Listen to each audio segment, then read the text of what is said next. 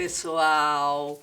Estamos aqui no programa Reconstruindo Emoções para convidar você a comemorar conosco um ano de Reconstruindo Emoções. Olha que gostoso! E este convite é para você participar. Você pode nos escrever relatando a sua história, as suas emoções, pelo WhatsApp. Anote: 21 967 57 3999. E quem sabe no próximo programa será a sua história que estará sendo aqui reconstruída. Eu, você, doutora Anísia da Silveira e Joana de Ângeles, aqui na TV Mundo Maior. Um ano. E por isso agradecemos de todo o coração, com muita alegria, a sua participação, todos aqueles que têm nos assistido semanalmente, todo sábado, às 19 horas e mais as 2 reprises. Realmente é com você, por sua causa e com essa parceria amorosa para reconstruir as emoções, fazendo um mergulho de autodescobrimento e alçando ao equilíbrio. Beijinho carinhoso. E hoje estamos aqui com um especialista, um amigo muito querido, Nelson Tavares. Ele é advogado, professor universitário e instrutor também no Seja Barra. E está aqui para falar sobre o caso de hoje, muito especial. Como vai, Nelson? Seja bem-vindo ao nosso Reconstruindo Emoções. Que bom estar aqui mais uma vez, é um prazer sempre. E comemorando, né? Um ano de programa. Olha só, estreamos juntos. Juntos, a gente fez o programa de estreia. É um prazer estar aqui de volta.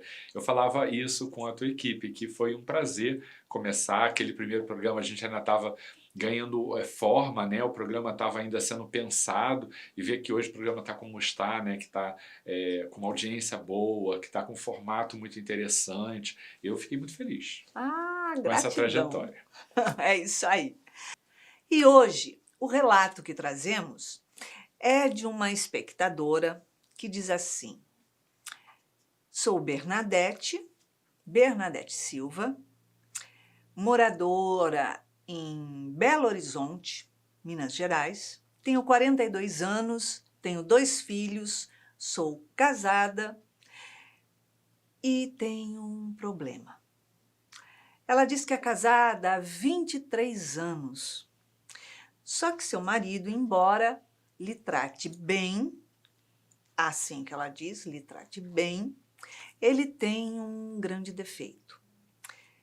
Ele atrai, ele é infiel.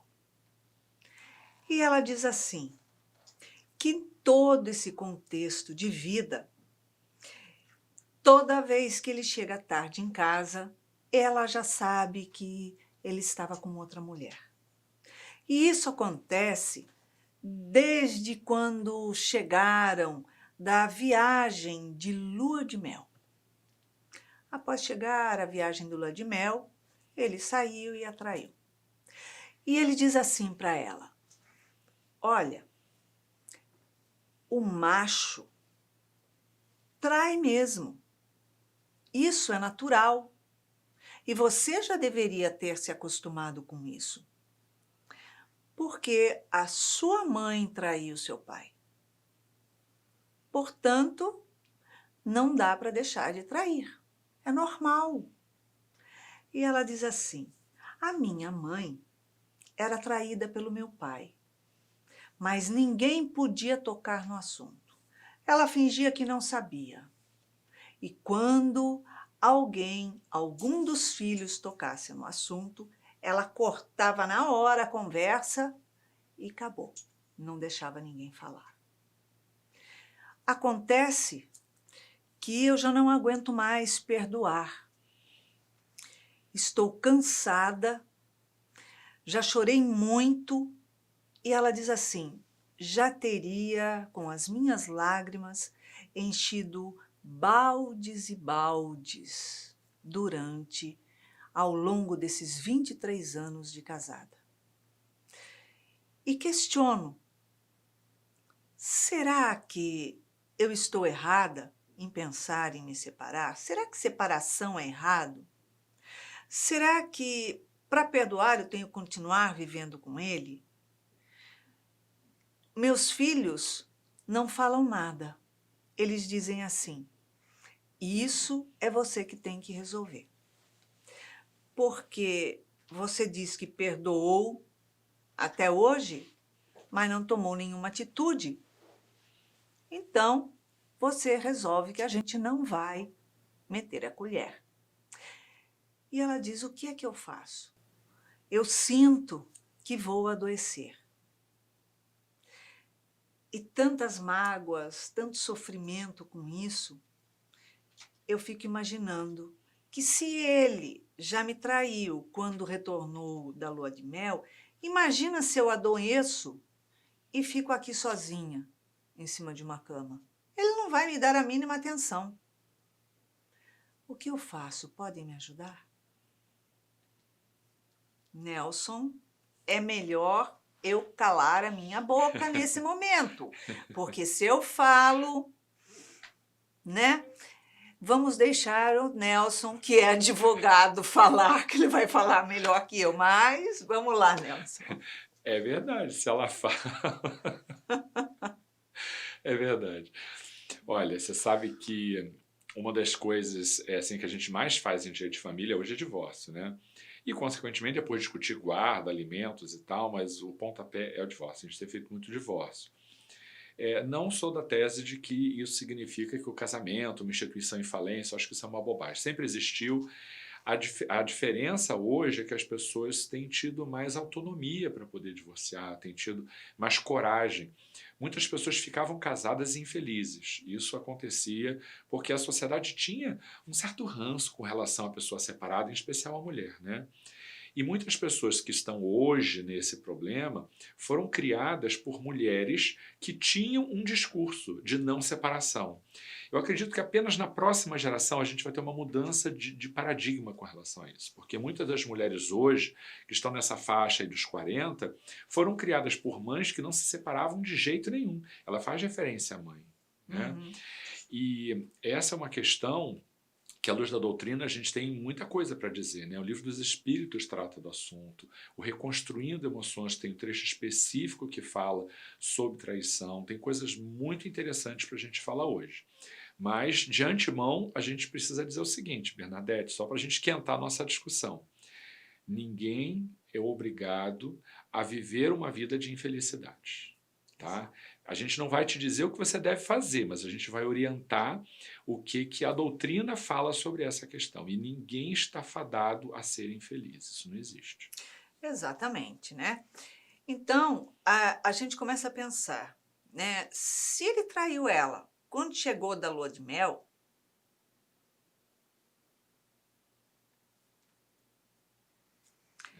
é mais forte que eu, Bernadette. Desculpa. Na verdade, era assim. Eu teria falado: meu amor, olha um pouquinho para frente, para o portão. Ele iria virar de frente para o portão. Mas eu ia lhe dar uma bicuda no traseiro que jamais ele ia esquecer na vida dele. Ele ia traumatizar pelo resto da encarnação dele. Porque não existe ser normal a traição. Se já é traição, está dizendo apunhalada pelas costas. Como que você vai dizer que isso é normal? E ele falar que é macho? Aonde está a macheza desse homem? Porque pendurado no meio da perna não está. Se isso é simbolismo de macho, desculpa, mas não tem nada a ver. O animal, se você olhar algumas espécies, ele é fiel à sua fêmea. Ele não sai acasalando por aí com todo mundo. E o animal que ainda não tem o segmento, né, do pensamento, né, ele se afasta, ele acasala novamente, volta, a fêmea também. Mas olha só, no meio do mundo animal não existe leis do animal.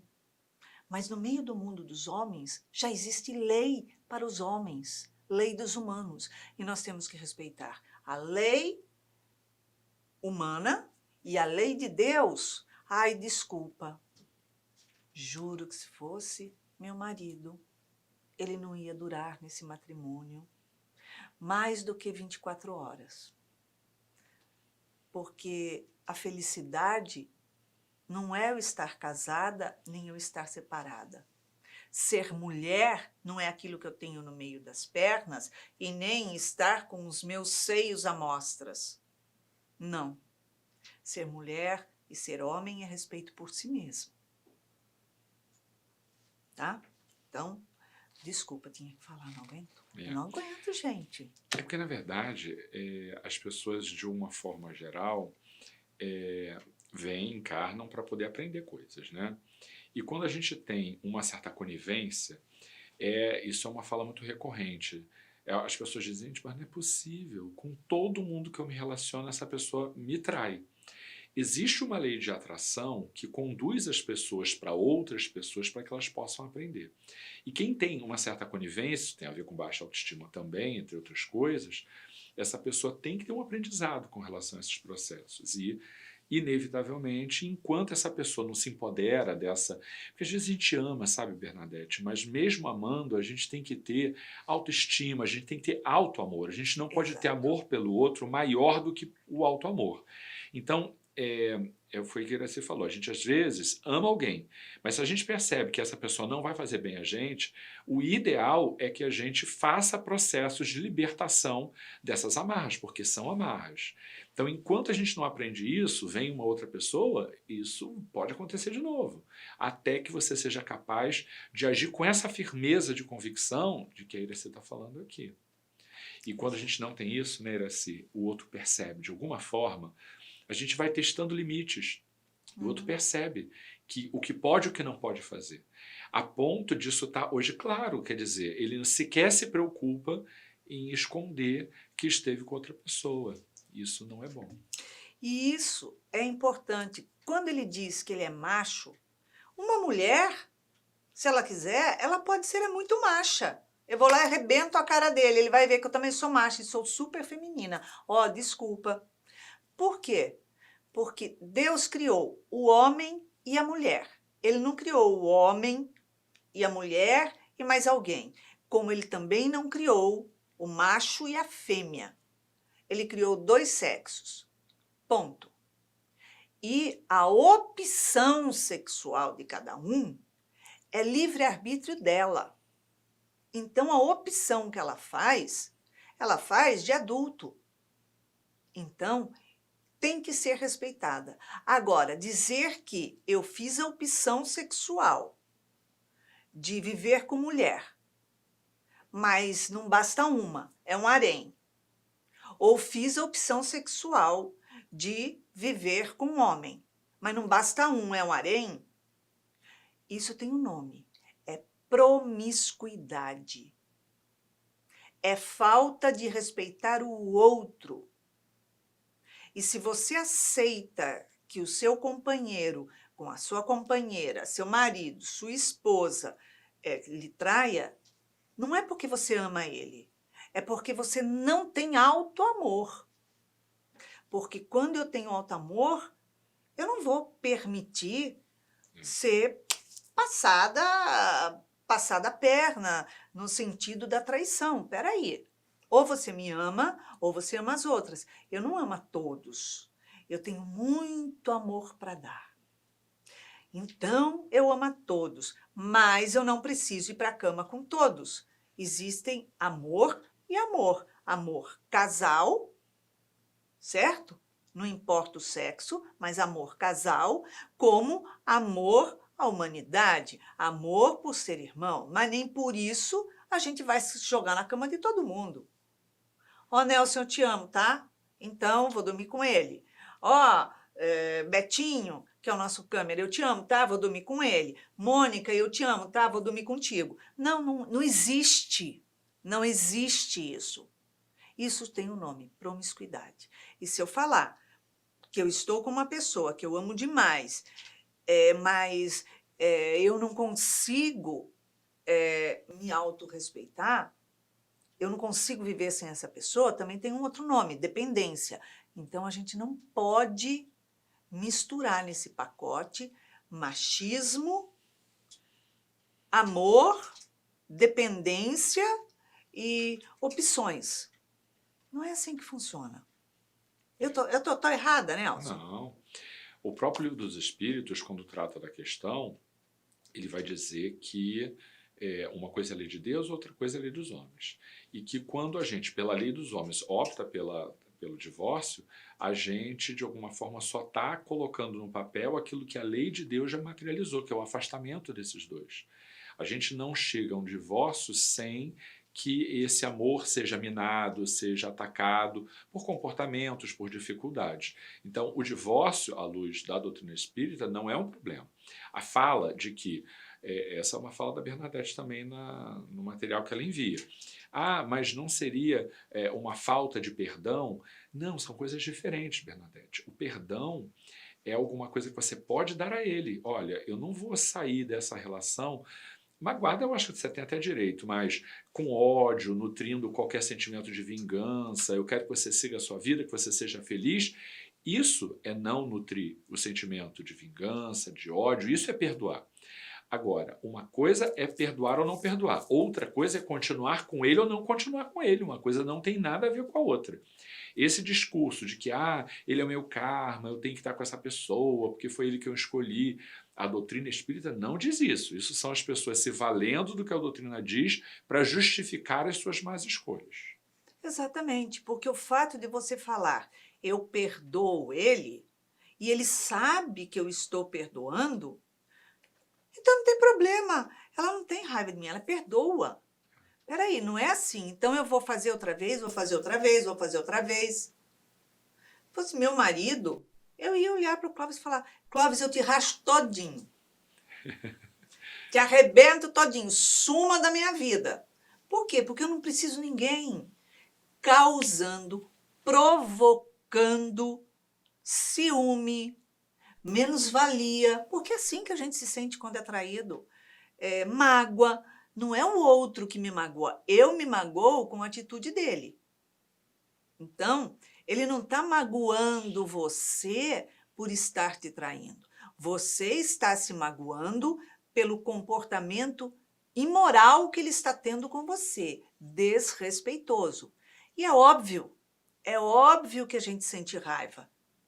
Né? Fala assim, eu senti uma mágoa. Sua mágoa vem da onde? Vem da raiva que você sente, porque você vê o fulano chegando tarde outra vez na sua casa e você olha assim, de novo, se viu que já passou do horário, um tempo dele chegar, como é que você está se trabalhando isso? Fala, eu já sei que ele está dando uma voltinha por aí, uma escapadinha, uma puladinha de cerca.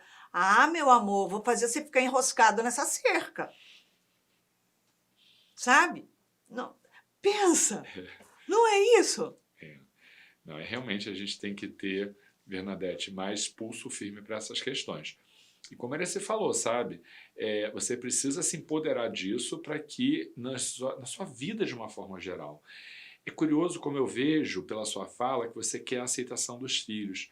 Às vezes a gente transfere para outra solução dos nossos problemas, né?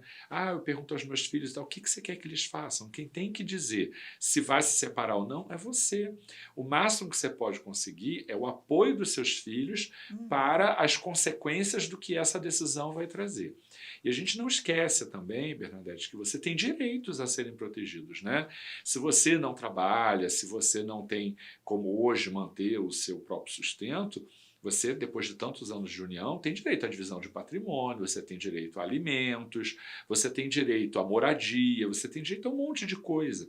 Quer dizer, não faça, às vezes, da necessidade material um motivo para poder justificar a conduta de passividade. Né? Então, não existem razões para que você não se liberte desse relacionamento se você não desejar, a não ser que você deseje, mas aí você tem que fazer um trabalho de autorreconhecimento de que motivações são essas. Exatamente. Porque a sua preocupação é que os seus filhos não estão dizendo também para você: ah, mãe, você tem que separar.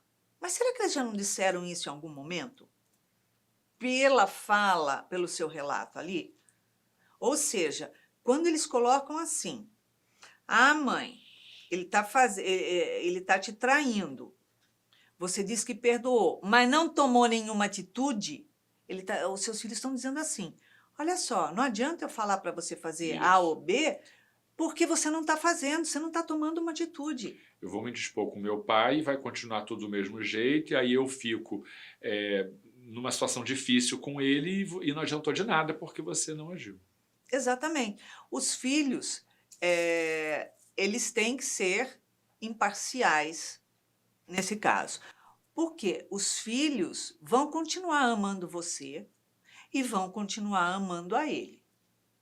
Agora, eles não vão, obviamente, assinar embaixo de uma conduta imoral, de uma conduta desrespeitosa, e falando: não, porque você é meu pai, você pode continuar traindo a minha mãe, que eu não me importo com isso. Mas é lógico que eu me importo com isso, porque eu amo a minha mãe. Só que eu não posso tomar uma atitude como filho. Quem tem que tomar uma atitude é a própria mãe, né? E de aceitar ou não aceitar traições. Ponto. Agora, se isso está acontecendo há tantos anos, eles estão dizendo assim: mãe, não vou me meter porque você tem que tomar atitude. É correto, mas eles não estão dizendo que não vão apoiar você. Eles vão, obviamente, apoiar você, mas não vão virar a cara com o pai, porque o pai continua sendo pai. O que acontece entre marido e mulher é marido e mulher. Com filhos, sem filhos, não importa, é um casal.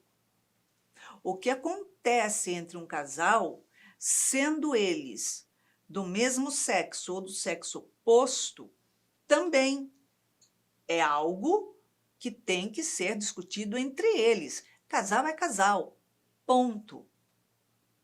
O que não pode é a pessoa de fora vir meter a colher.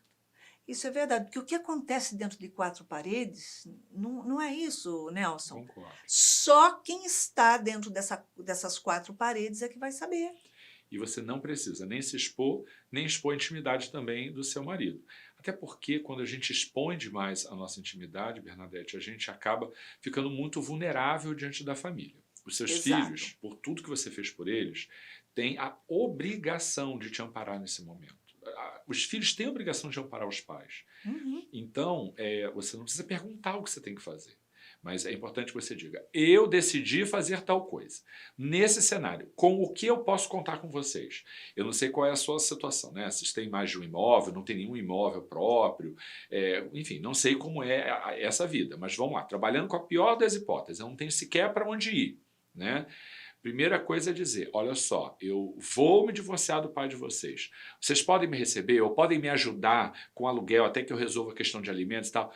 Essa é a sua fala com seus filhos, de como se resolve as questões práticas. Agora, o que eu faço, ninguém vai te dizer o que você vai fazer, porque enquanto você própria não sabe, a pessoa vai, como eu disse, interfere. Se indispõe com a outra pessoa, você recua, eu só trouxe prejuízos para a minha vida e para a minha relação, por exemplo, aí no caso com o pai. É você quem tem que decidir isso, Bernadette. A doutrina espírita é conhecida como doutrina consoladora. Ela não é conhecida como uma doutrina de cabresto, alguma coisa que alguém vai te dizer: faça isso, eu quero que você... Ninguém vai te dizer, vai te guiar. Quem guia a gente é o nosso livre-arbítrio. A doutrina consola e orienta. Ela não diz o que a gente tem que fazer. Essa decisão é sua. Mesmo porque, é aquilo que o Nelson falou, nós temos o livre-arbítrio. Não teríamos sido criados pelo Senhor da vida, por Deus, que é o Criador de tudo, com livre-arbítrio.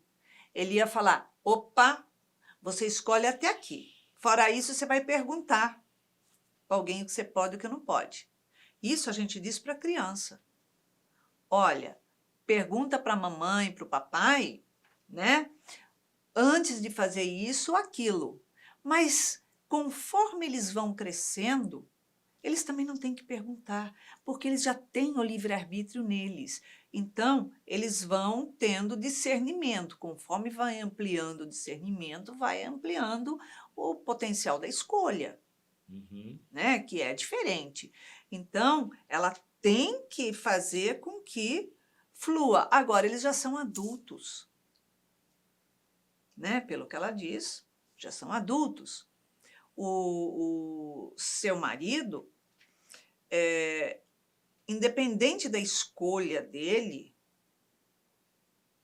a escolha dele já está feita. Desculpa, mas falei. Uhum. Por quê? Vocês devem ter tido várias vezes a conversa. Olha, eu te perdoo, tudo. Se você vem me dar um tapa no rosto e eu falo para... A gente vai falar, pô, Nelson, o que é isso? Poxa, que isso? Doeu, olha só, tu tá me ferindo. Você fala, ai, me perdoa. Eu vou falar assim, ok, Nelson, tudo bem, eu te perdoo. Aquilo me feriu aqui, eu vou trabalhar aquilo, perdoei. Perdão pressupõe mudança de atitude, né? Porque senão não é Sim, se perdão, você é vir conivência com a dar outro tapa continuidade. no meu rosto, eu vou falar, mas peraí. Ele vai falar assim, ih, minha mão foi sozinha. Não, não foi sozinha. Não existe o perdão que você está dizendo, perdoar uma, duas, três. Não está escrito no Evangelho quantas vezes, a não ser perdoar sempre. Agora, perdoar sempre não é ser conivente com o mesmo erro. Quer dizer, eu me afasto, né? Eu deixo de participar daquilo. É verdade. Agora, se eu continuo, mas é para perdoar sempre. Ok, eu vou perdoar, vou seguir o meu caminho, mas não vou permitir que a pessoa fique fazendo a mesma coisa o tempo inteiro e repetindo as situações. É sempre recomendável, Bernadette, que a gente faça terapia, sabe? A terapia tem um papel assim muito importante. Primeiro você precisa desconstruir essa naturalização da traição, que é alguma coisa que você traz da sua herança familiar, né? A relação da sua mãe com seu pai naturalizou alguma coisa que não é natural. Outra coisa importante, porque às vezes a gente precisa de motivações, sabe, para a gente poder agir. A gente precisa, às vezes, de algum motivo para se encorajar para fazer o que a gente deseja. Uma das coisas que vai ajudar muito, a sua filha, eu acho que você tem 2 filhos, eu não sei se ela disse se é um menino ou uma menina, ou uma Ela mulher, não disse. não diz, né? Mas se você tem uma filha, é importante para essa filha saber que a mãe dela buscou num processo, ainda em tempo, porque você tem 40 e poucos anos, você ainda é muito jovem. A sua filha perceber que a mãe dela é alguém que, mesmo nesta idade, que ainda é muito jovem, está buscando ser feliz. Isso é útil para a sua filha, isso é útil para o seu filho, para as pessoas perceberem que a gente sim tem o direito de buscar a nossa felicidade.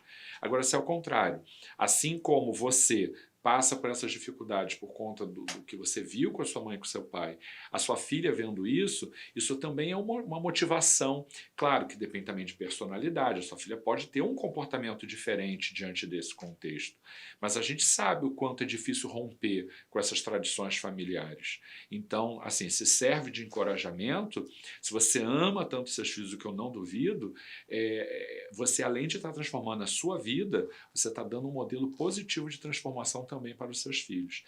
E está ajudando o seu ex-marido a compreender para as próximas encarnações que essa conduta não é sadia, porque provavelmente, se ele sair desta encarnação reproduzindo esse modelo sem nenhum tipo de consequência, ele carregará isso para a próxima encarnação como um comportamento atávico do qual ele ainda não conseguiu se desvencilhar. Não acha? Com certeza, isso é fundamental.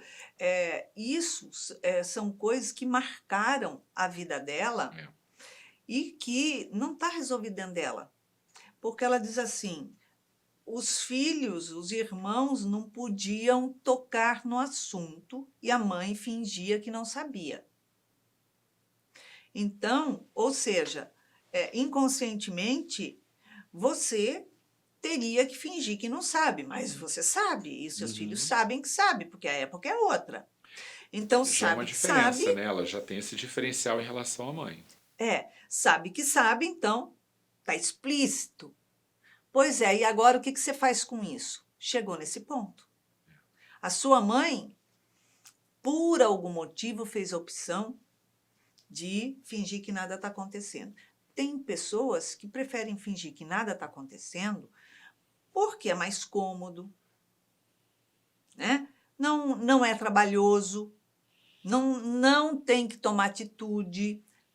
Se acomodou na zona de conforto e se habituou a viver o sofrimento. Porque é impossível uma pessoa ser traída e falar: não, eu não me importo. Peraí, não existe, É né? impossível.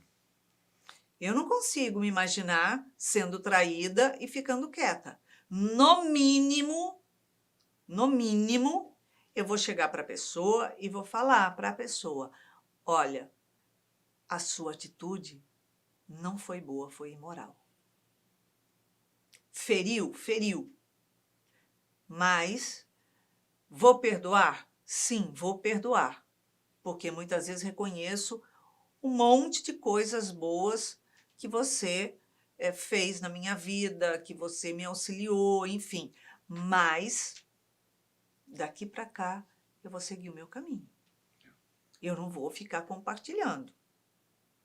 Porque traição não se resume só em casamento. Não. Traição de amigos de anos, né? De parceria, de sociedade na vida profissional, traição de trabalho, às vezes não é sociedade, mas é trabalho, um puxa o tapete do outro para pegar o cargo. Existem inúmeras formas. Traição de filhos com pais por causa de bens, de pais com filhos.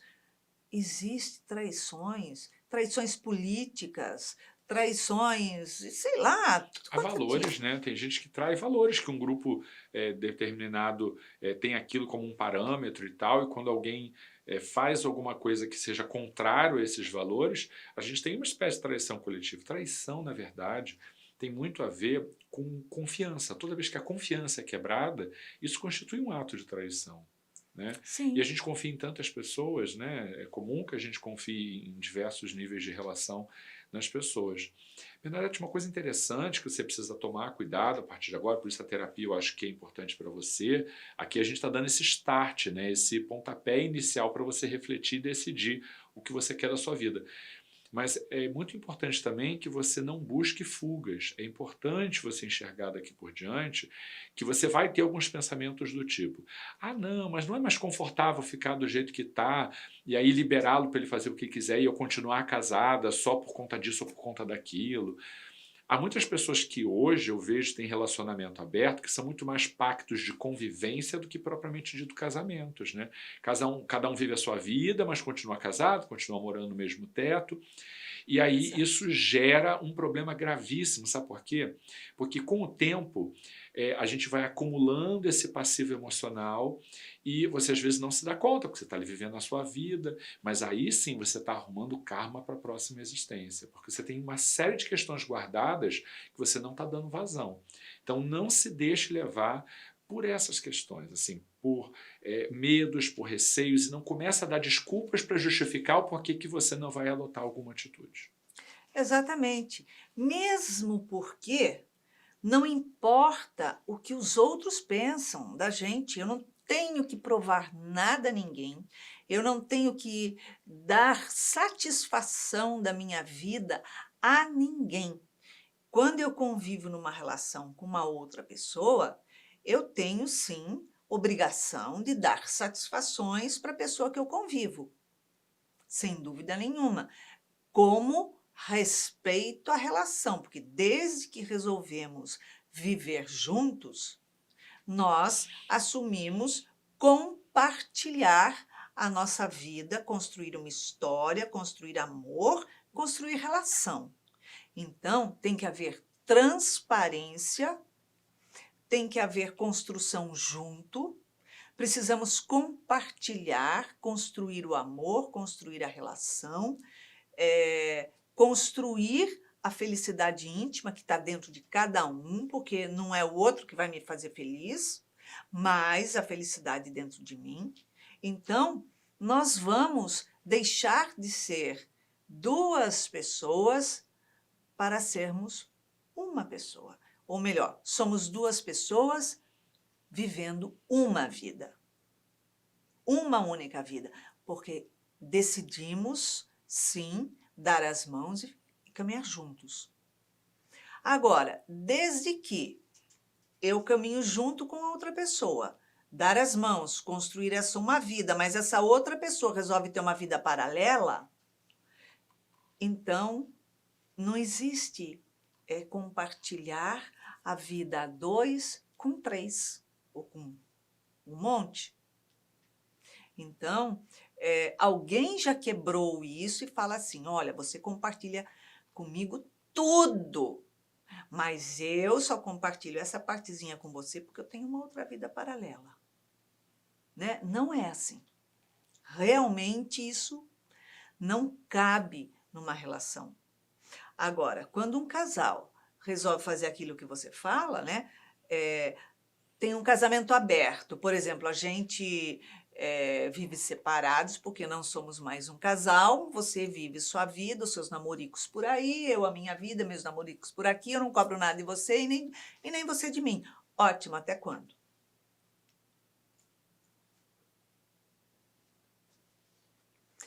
Porque não existe casamento aberto. Casamento é casamento, não importa. Casamento quer dizer, nós resolvemos assumir como duas pessoas uma única vida. Tá? Então, não tem esse casamento aberto. Porque tudo que eu fizer vai refletir naquele que está dentro da minha casa. Tudo que ele fizer vai refletir dentro da minha casa, na minha convivência. E o que eu faço com isso? Vai respingar, vai causar, sim, sensação de raiva, de mágoa, de ressentimento, de revolta. Pô, mas era um dia especial, é Natal, a família tem que estar toda reunida. Mas que família, se você tem a sua vida pessoal para cá, a minha para lá, a gente vai reunir. Ah, mas então, o meu parceiro, a minha parceira resolveu, como a gente tem um casamento aberto, passar o Natal lá com fulano. Isso me deixou com raiva. E tem outras coisas que deixam com raiva, porque passa a não haver mais respeito, não é isso? A gente respeita qualquer decisão que as pessoas tomem, né? São escolhas. Mas realmente a doutrina espírita diz que a monogamia é um passo que a humanidade deu no sentido da moralidade. Qualquer opção diferente dessa é um retroceder, é um passo atrás, e a gente não pode ser conivente com isso. Respeitar as decisões, ok. Dizer que essa é a melhor opção, a gente não tem como fazer isso. Então, o Nelson foi muito claro com isso, dizendo assim, olha, não existe casamento aberto, não existe relação a três e não existe bigamia. Por quê?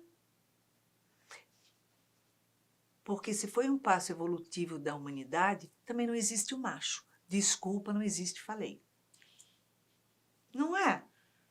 Machismo? Não, muito pelo contrário. Nelson, em uma palavra, uma emoção para a reconstrução da Bernadette. Olha, eu pensei aqui o tempo inteiro numa palavra, Bernadette, que eu acho que você precisa trabalhar. É indispensável na sua vida. Acho que você tem que trabalhar o auto-amor. É muito importante que você reconheça que você tem direito, sim, de ser respeitada. É muito importante você reconhecer que, sim, você tem valor, que, sim, você tem direito de ser feliz. Se você não buscar esse processo de auto-amor, de autovalorização, tudo que você buscar, qualquer opção que você tome, não vai te levar à felicidade. Você tem direito a isso. É isso aí. Então, Nelson, muito obrigado por estar aqui conosco, É um comemorando prazer. um É ano de verdade, Reconstruindo. eba! Que maravilha! Parabéns. Então, vamos ver o que a doutora Anise da Silveira tem a dizer a você após todos esses esclarecimentos que trouxemos. Ela diz assim: a dor se manifesta lancinante por uma decepção, por uma relação interrompida, por uma traição, uma perda social ou perda emocional. Ativa determinadas áreas cerebrais, podendo ser comprovadas por meio de um exame de imagem de ressonância magnética nuclear, onde o cérebro registra a dor emocional. Portanto, o cérebro compartilha da mesma área quando uma dor é física ou uma dor emocional se manifesta.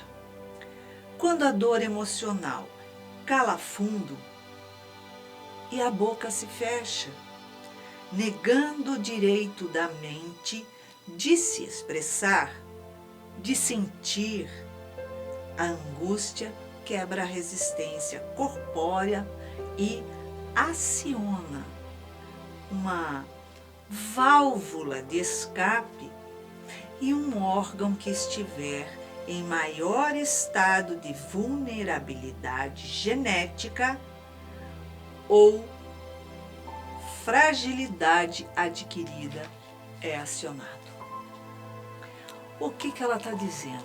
Que quando uma dor emocional ou uma dor física nos abate, ela está sendo registrada no nosso cérebro através de um exame, seja a dor que for, porque às vezes você não tem nenhuma dor no órgão, mas a sua dor emocional é tão forte que quando a gente passa pela ressonância magnética, aquela área é identificada e o médico vai olhar lá e fala, ela está com dor, só que a dor é emocional.